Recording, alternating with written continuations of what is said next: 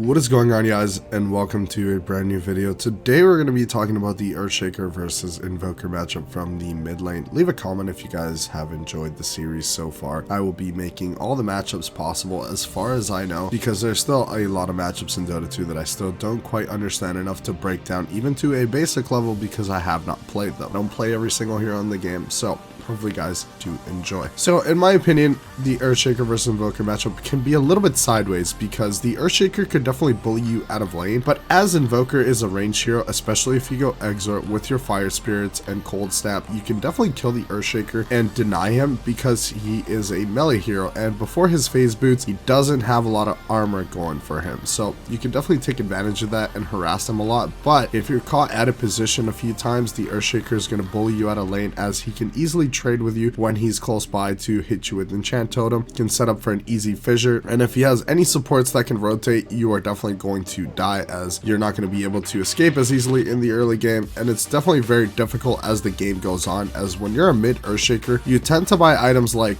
Aghanim Scepter, Silver Edge, or Daedalus. You like to build items like that, so you can pretty much one-shot crit the INVOKER if he doesn't build the right items. So he should definitely tank up a lot more with items like Shivas. He should definitely get a Hex. You could even get a Rod of Atos on the INVOKER's perspective, just to control the EARTHSHAKER, be able to set up an easy meteor and not have to burn your tornado, because if you cold snap meteor into Atos, you're pretty much guaranteed a full duration meteor, which is a shit ton of damage when you are playing Exort. But if you don't have tornado, you are not able to set that up as easily. But if you have it in your backpack, you can always use tornado to disengage, you can use it to escape team fights, you can use it to set up another kill. So I think Rod of Atos is an overall very underrated item on INVOKER, especially on games like this where you need to control a hero like EARTHSHAKER, because you know he's going to be getting a blink, you know he's going to be playing for the Aghanim Scepter. When he jumps in the air, you can just Atos meteor him and try and deal with him that way, so he doesn't completely obliterate your team. It definitely takes a little bit of coordination for your team, because once you Atos and you meteor, you want your team to fully collapse on the Shaker. You also need to be very careful with the vision, because EARTHSHAKER is a hero that depends very highly on vision to be able to jump for an Echo Slam or to be able to commit for a kill. He needs to be able to see who is behind that INVOKER for him to be able to commit. Otherwise, he's going to be completely out of position, and chances are in the early game, you're either going to have a blink or you're going to have an Aghanim Scepter. You're not going to have both. Once you have both, it's definitely a little bit easier to get away from situations, as you can blink away from stuff when you see it coming if you're a good player, and it'll be a lot more beneficial for you. But the INVOKER definitely needs to build tanky, play around his team, and pretty much be the setup. He cannot frontline at all, especially against a lineup like this. Big shout out to my friend Mr. Techno for providing this gameplay. He's definitely an epic EARTHSHAKER player. This is a very crazy gameplay that he was able to get. There's a Rampage in here, so definitely enjoy the gameplay, and thank you so much, Mr. Techno, for providing it for me. Another thing is, I'm pretty sure this INVOKER was thinking of going Exort, not only for the lane, as they do have some pretty decent setup with Shackles and Axe Call for the Sunstrike, or Cataclysm in the late game if Axe gets a really crazy call. But at the end of the day, you're really relying on that setup. It's not as good as if you had a Faceless Void Chrono, so it's definitely not as great of an Aghanim Scepter game as it typically would. But items like Atos and Hex are going to be providing so much value for the INVOKER to tank up, as the Shaker is just going to keep scaling, and it's going to be able to pop a bunch of heroes really quickly, as he scales with his damage pretty decently. And once he gets items like Daedalus, he's going to absolutely one-shot the INVOKER. So it's definitely a very difficult matchup. You have to play very close to your team or very close to your vision, as the EARTHSHAKER can easily go invis with a Silver Edge and pop you very easily, especially if you're inside a creep wave farming. He can easily take care of you. Have a dust on him if he's a good player, because chances are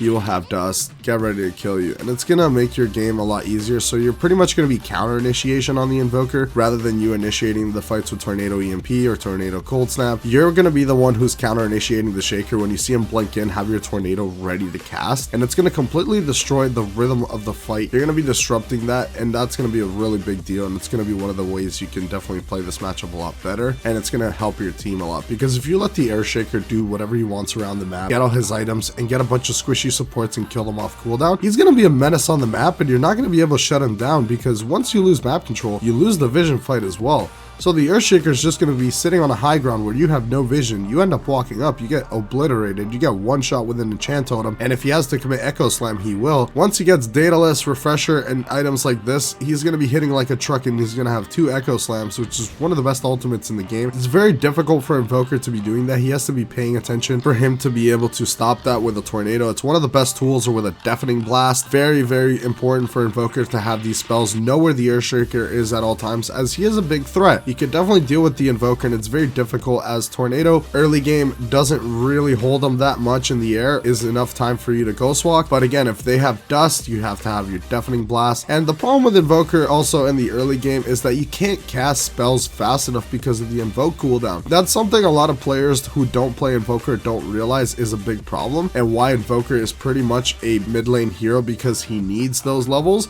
It's pretty much the most important thing for him, as the Invoke cooldown goes off the orb levels. So the more levels you have, the faster you're able to cast spells. So it doesn't really matter how quick you are at pulling out the orbs. It doesn't really matter. If Invoke is on cooldown, you're not going to be able to do that. So one of the things you can do is have your main combo ready. If they're about to gank you, have Tornado EMP ready and have your Ghost Walk. That requires map awareness. I always say you should have one spell that you're going to use for farming, so say Fire Spirits, and one spell to be able to get away. Not Ghost Walk. You should have Tornado because it'll help you disengage a lot better. Then you could Ghost Walk. If you really feel like it, you should definitely Ghost Walk, but it's a long cooldown. So what I tend to do is have a spell like Alacrity or Fire Spirits ready to go, and then also have Tornado in case somebody is trying to gank me, and then I can easily get away. So it's not that hard. If I want to actually initiate, I can just cast Meteor, Tornado, and then I'll be definitely okay and be able to set up for a kill. So definitely keep in mind what spells you think you're going to need, because at the end of the day, you can't tell the future. But if you see that you're about to get ganked, or you're about to go for a team fight kill, have the right spells already invoked, as if you really need something else, you're going to be able to cast it, as Invoke is not going to be on cooldown. It's a very